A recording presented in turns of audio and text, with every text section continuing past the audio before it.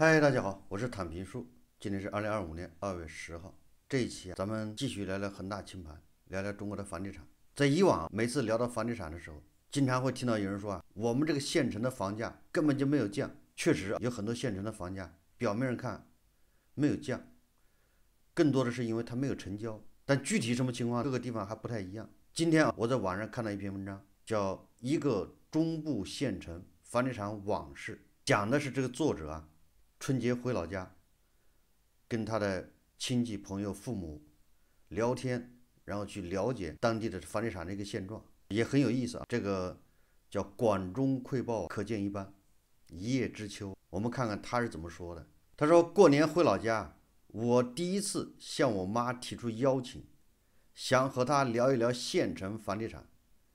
他说没成想坐在旁边的外婆更先开口，那房价都跌成什么样了？现在还要在县城买房，以后都脱不了手。外婆的语气让我觉得又好笑又惊讶。这位70多岁的农村女性和田地打了一辈子交道，常年一个人生活在村里面，怎么知道房价的情况？答案也不意外，短视频。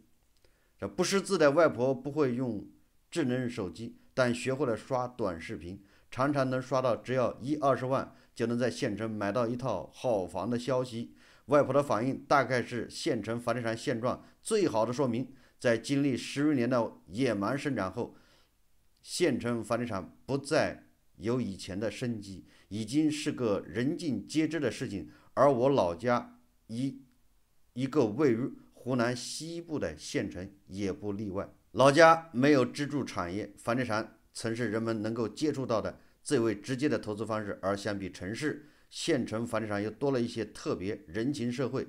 与房地产有关的消息通常是口口相传，你总能在一个房地产项目上碰到不少熟人，而包工头或是开发商一定是家族里最风光的存在。到了现在，大家则会发现不少亲戚朋友栽在同一个失败项目上，卖房广告成了朋友圈最常被转发的消息。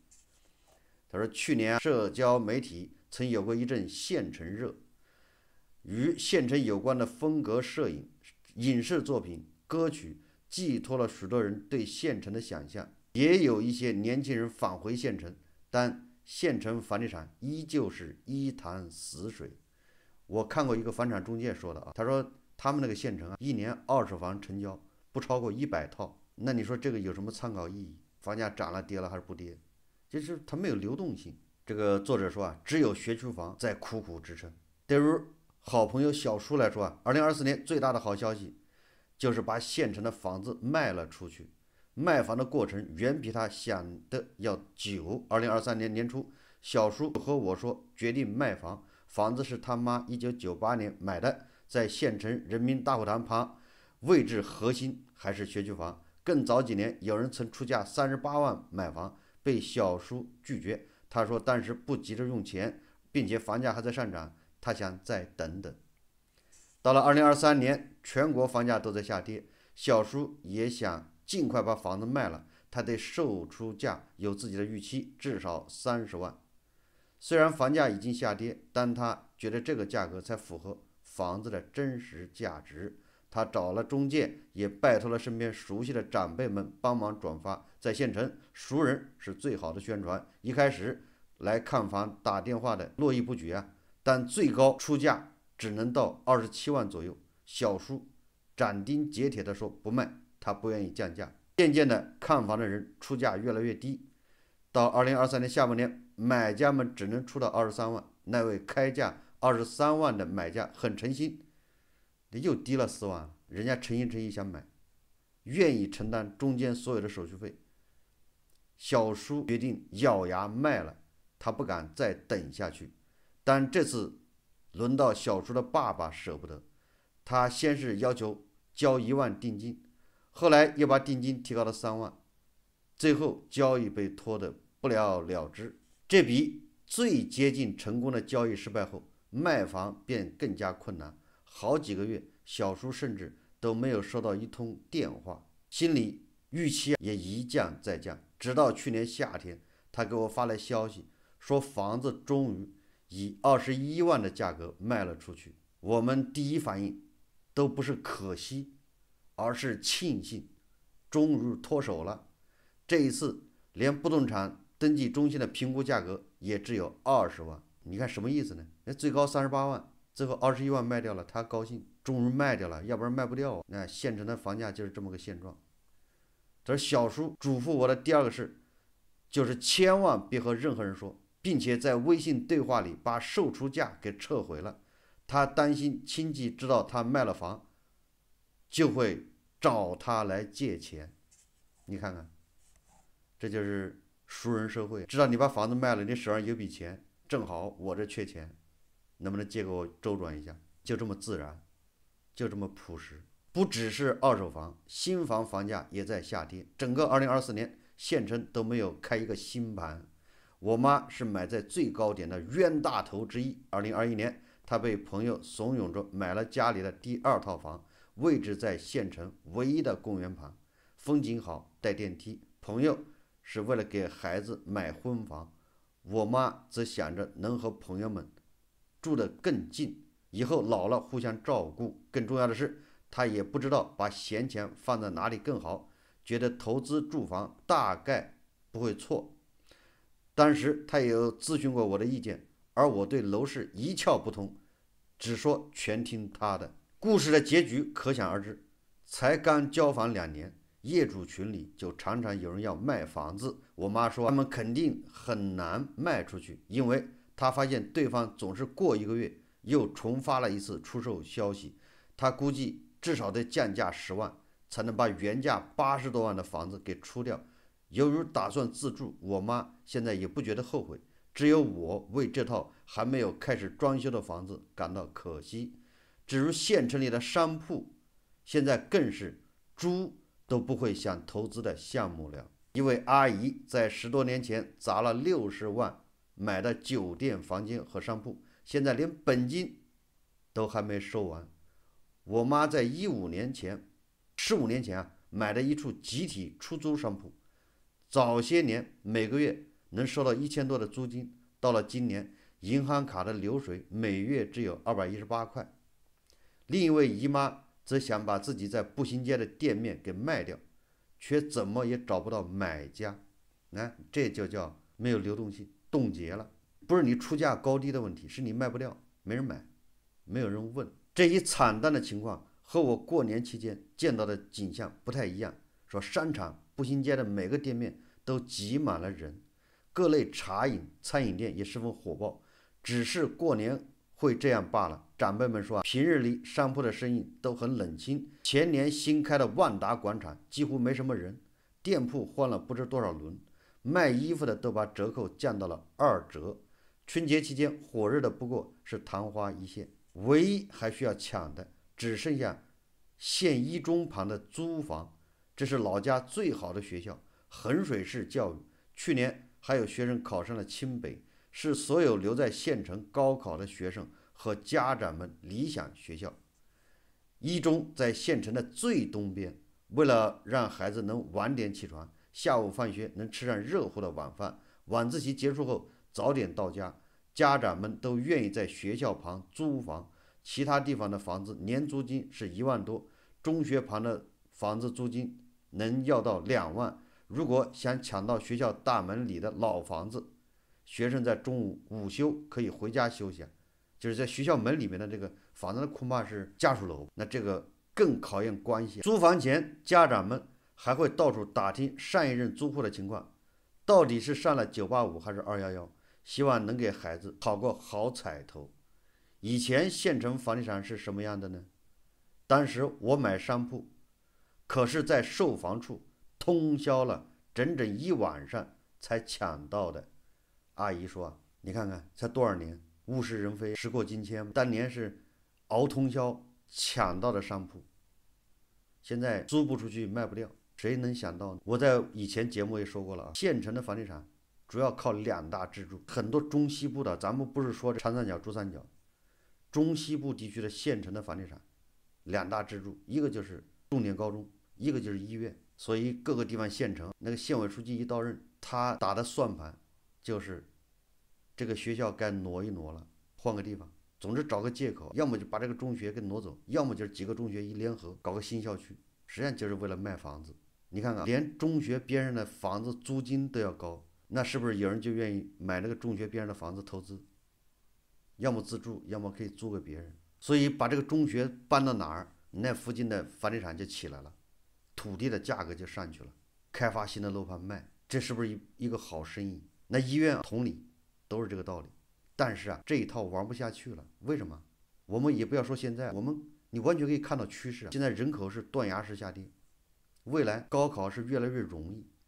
今年是1200万大学生毕业，但是你说今年的人口出生率才多少啊？你不要说人口出生率了啊，这今年还没过完。2月8号前天发布的数据显示啊，2024年中国结婚登记数610万对，也就是2024年只有610万对人结婚登记，那这些人都生孩子才多少？这比2023年结婚人数再次下跌，导致这个消息又上了热搜，这就叫断崖式下跌啊。那在这种情况下，未来高考还有那么难吗？既然高考都不难了，那谁还去卷呢？没人卷，那你基于这个学区房这概念是不是就没了？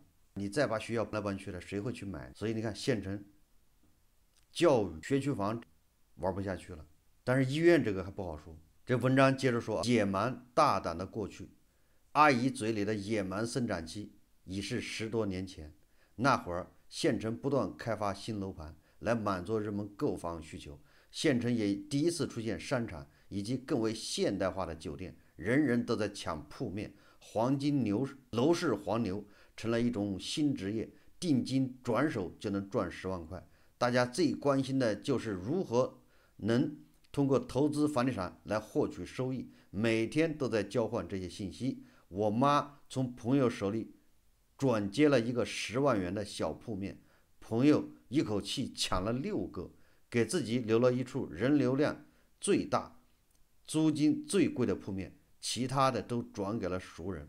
阿姨则花了60多万抢到一处商业体的2楼商铺以及11楼的酒店房间，总面积超过60平米。当时流行分割产权加反租模式，开发商会把酒店房间或商场铺面分割出售给个人投资者，再集体经营，给个人投资者反租分红。这个很多这个商铺还有很多这个酒店都是这么经营，把这个酒店这个房间卖给你了，但是你这个房间你自己住，你住不了多长时间啊，你顶多1年来住1个星期、2星期。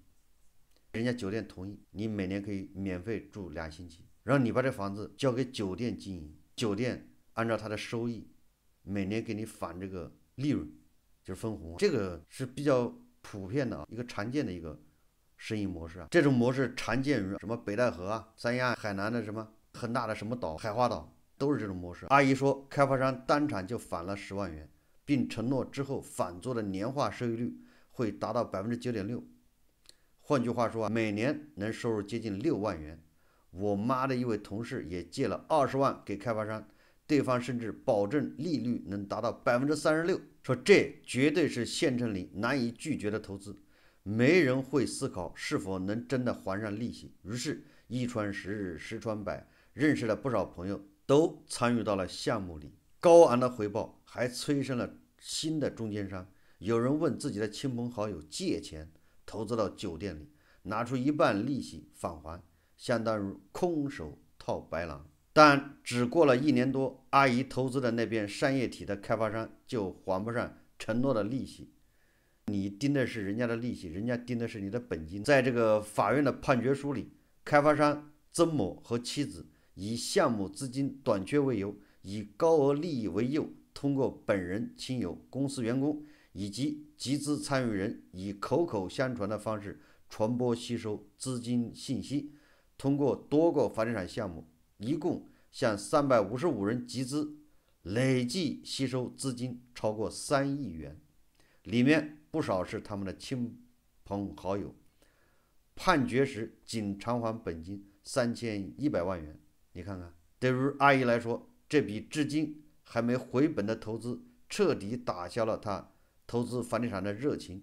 商业体的管理者已经换了2波，里面的商铺不知换了几回，中间很长一段时间他甚至收不到租金。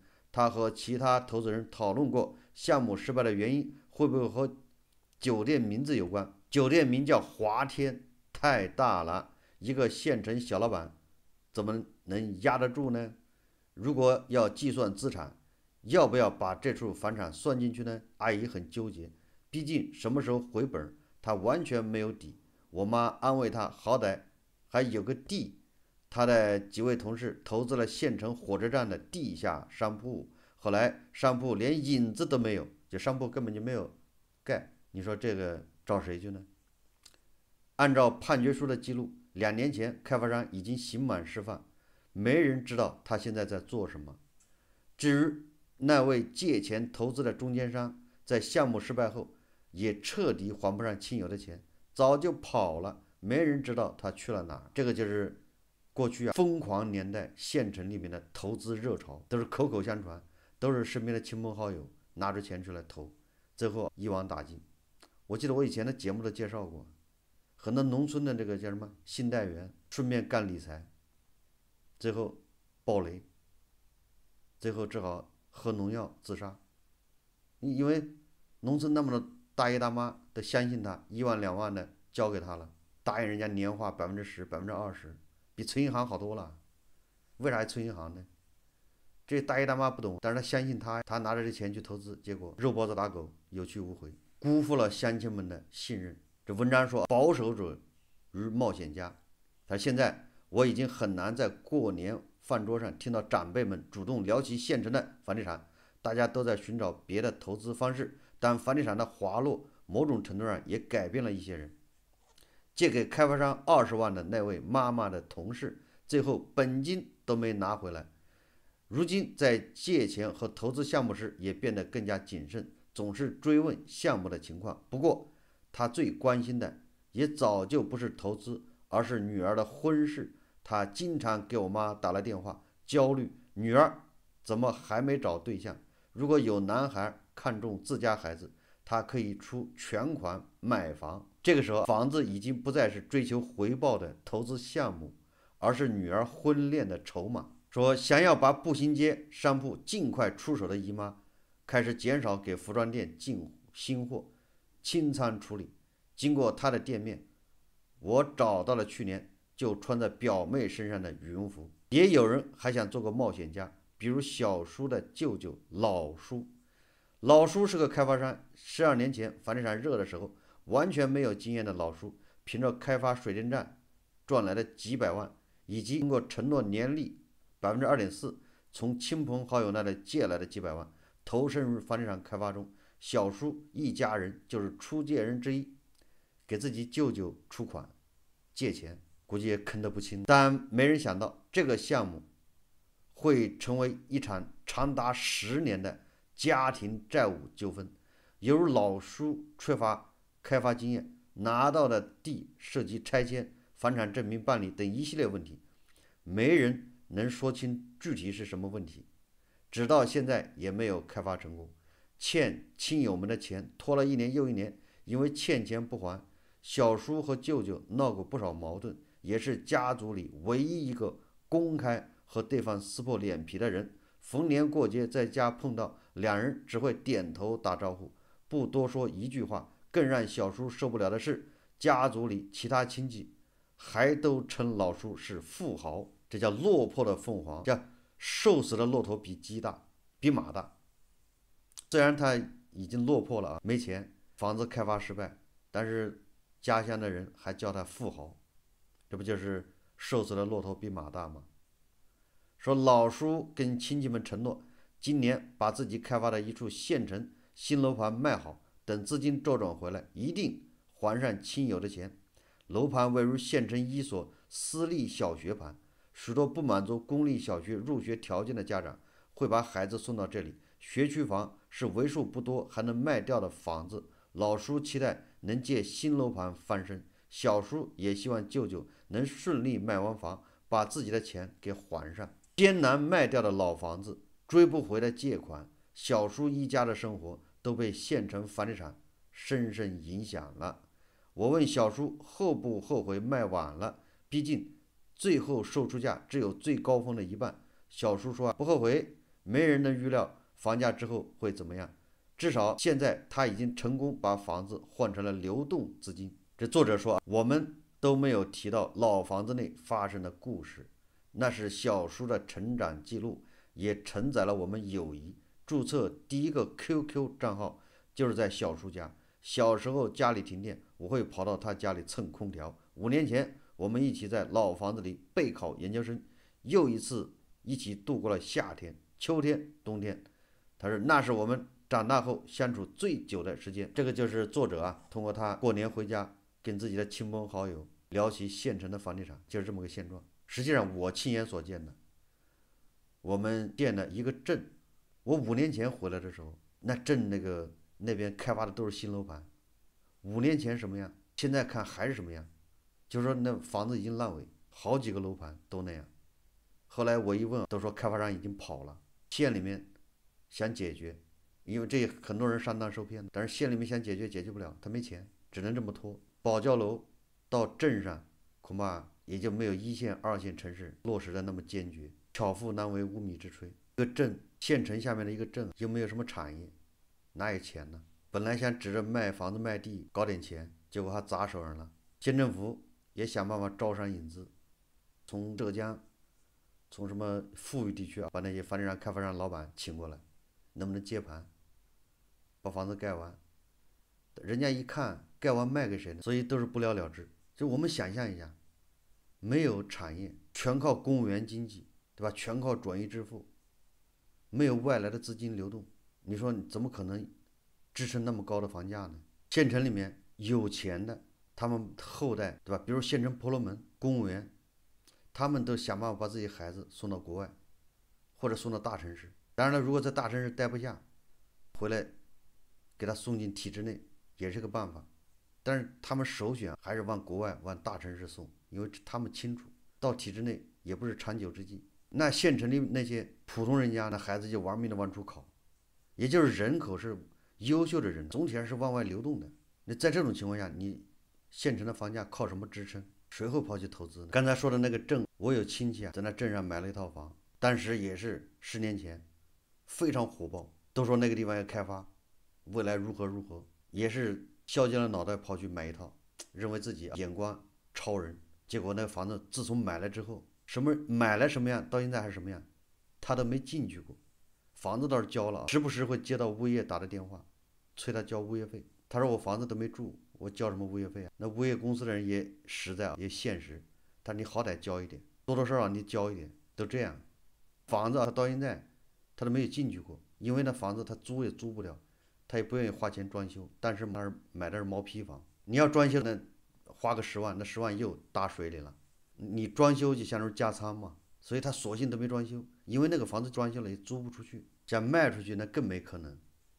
所以，那你只能等着下一波楼市什么时候起来，什么时候火热，他趁着这个东风把那房子卖掉，或者真的政府按照10年前传言的，要大力发展那个区域，那也有可能把房子卖掉脱手套现。我在以前节目说过了，如果这个资产不能升值，不能变现，它又不能给你带来现金流，那这个就不叫资产，这叫什么资产？要么它升值，你3年以后卖赚50%，或者赚30%，那你也赚钱了。能套现什么意思？就你想卖能卖得掉，不行我降点价，肯定能卖掉。实在说卖不掉，没人买也不要紧，我能租，每个月有现金流，每年有收入，这也叫资产。你说说，我亲戚买的那个房，既租不出去，又卖不掉，某种程度上他就是买房子那几十万打了水漂。所以现在能做的是什么呢？也就是忘了这件事，不提了，就这么着，美其名曰相信后代的智慧，交给以后的人处理了，就当做没这房子。当然了，说来说去不能否认还是投资的被套住了。如果你是自住倒无所谓，房价跌了一半，那就跌了一半，毕竟要住房子。我们严格意义上说，房地产暴雷从2021年9月13号恒大暴雷开始，现在差不多3年半的时间，它的负面影响，我想在县城应该要体现出来。也就是说，2025年、2026年，这些县城、这些人、这些熟人社会、这些亲朋好友之间这种借贷、这种参与房产炒作、负面影响，这个雷一定要炸，也就是大家都扛不住了，拖了这么多年了。这3年半，我们每个人都靠自己这个积蓄扛着的，但是往下扛不住了，我们可以拭目以待。好，这期节目我们就聊到这里，感谢大家收看。如果喜欢我的节目，欢迎订阅转发，也可以在下方留言评论，谢谢大家。